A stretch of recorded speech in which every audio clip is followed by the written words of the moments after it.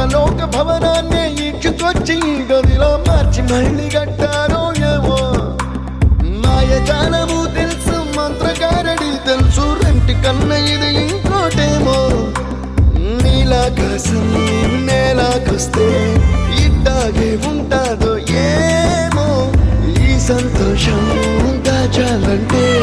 హృదయాలు ఓ వంద కావాలేమో ఇంతందంగా ఉంటుందా ఈ లోకం